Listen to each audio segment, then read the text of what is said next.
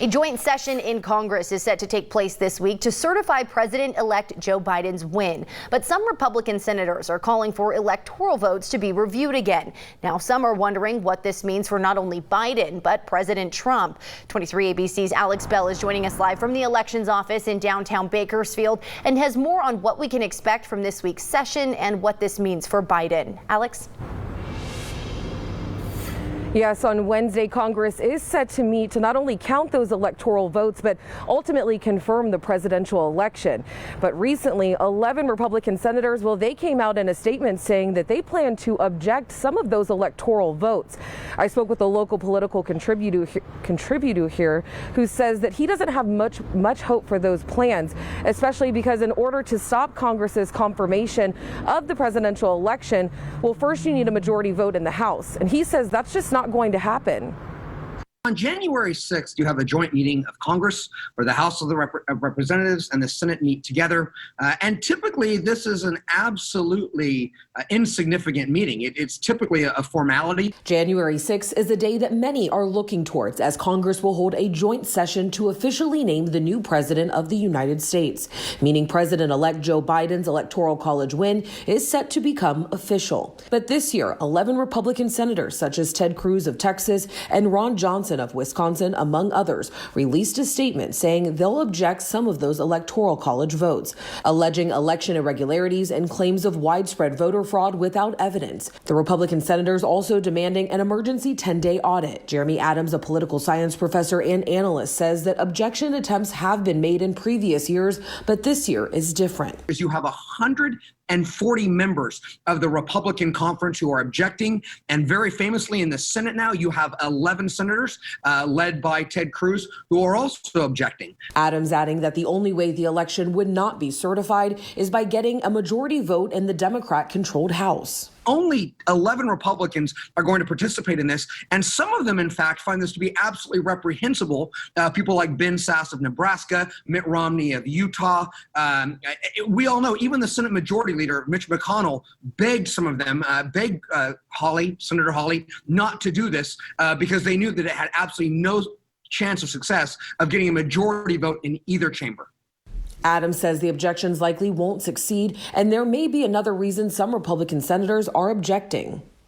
Everybody knows that at this point, it is really probably just for those senators who are thinking about running for president in 2024 to make sure that those 70-something million voters who voted for Trump maybe take a closer look at them when they run in 4 years. So what outcome can voters expect on January 6th?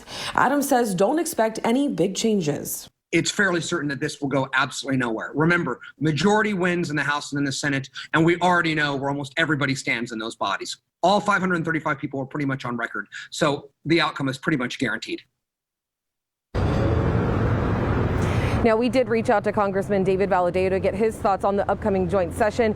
His team said they have no statement right now. We also reached out to Congressman Kevin McCarthy, and they said they did not get back to us in time for air. And we also reached out to other political officials here locally, such as Assemblymember Rudy Salas. His team did get back to us and said in part in a statement that I am confident that Congress will perform their constitutional duty to certify the will of the American voters.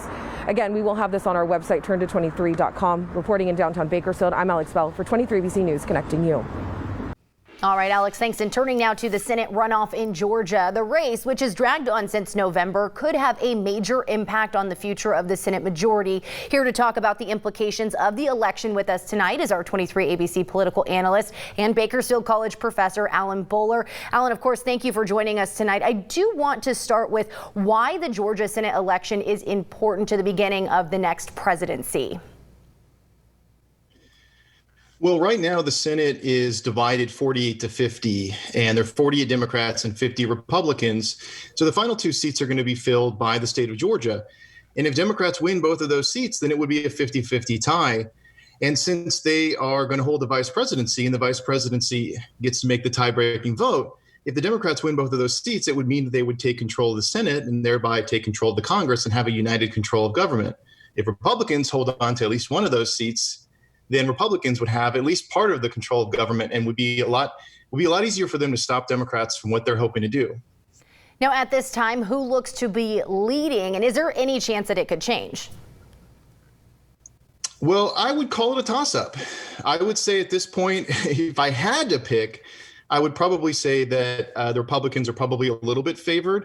But I really think that any outcome is possible, whether that's Democrats picking up one of the seats or both of the seats or Republicans holding on to both of them. I really think it's too close to call. And I'm really curious to see what's going to happen.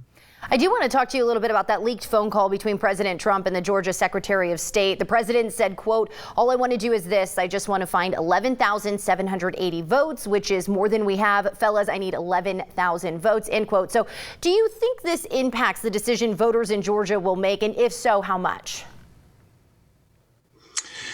I don't think it's going to make a huge impact. I think the fact is a lot of the voters have already voted. Just like with the general election, we had a lot of early voting there. And in Georgia, they've had a lot of early voting this time. So the fact is probably most people who are going to vote have already voted. But even beyond that, people have just kind of so dug into their sides that the truth is I don't really see this news, like most news these days, really changing that much for anyone. And also back on the call, could the president face a criminal investigation because of what was said in that call? That's a difficult question that is probably a bit of a gray area, whether it's an actual criminally prosecutable event. It's certainly a wrong event. It's a terrible, contemptuous kind of event that shouldn't happen. The president shouldn't be putting pressure on election officials to try to change vote outcomes. The vote in Georgia, just like in every state, was certified. The Secretary of State stands behind it, and the president should never be putting pressure on election officials to try to alter votes in his favor. It's just completely unheard of and should really never happen. And one more question. How soon will we know who won those actual seats? Is this something that could still drag on for months to come? Not months. I think we'll probably know by tomorrow night. I actually think we will know, most likely. But if we don't by tomorrow night, probably the next day. I don't see this being something that's dragged out for days and days. I think we'll probably know pretty quickly. All right, 23 ABC's political analyst Alan Bowler joining us tonight. Alan, again, thank you for your time.